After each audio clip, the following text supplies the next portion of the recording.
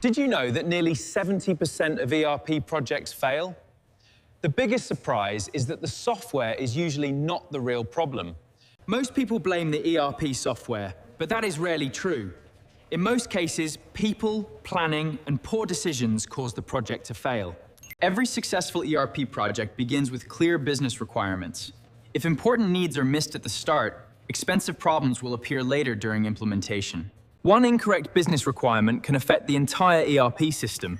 Small planning mistakes often become expensive problems during implementation and daily operations. Understanding the workflow is key. I just don't get this chart. How do I access the data? See? It's all connecting now. Oh, I understand now. This is easy. Great job, everyone. You've got this. Untrained employees make simple ERP tasks difficult. Proper training reduces mistakes, builds confidence, and improves daily productivity. People naturally resist change.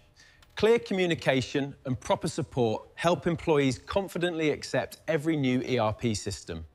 Weak project management causes delays, confusion, and higher costs. Strong planning keeps every ERP implementation on schedule.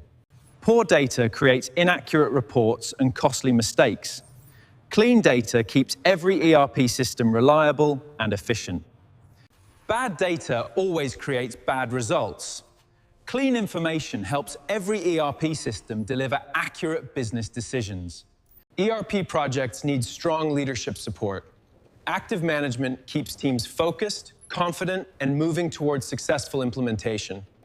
ERP is a powerful business tool, not magic. Success requires planning, teamwork, clean data, and continuous improvement. ERP improves business processes, but it cannot repair poor management, weak teamwork, or bad daily practices. Remember these 7 lessons. They help every ERP project succeed and prepare you for real business challenges. Subscribe for practical ERP tutorials, interview tips, and real business knowledge. Build your ERP career with confidence.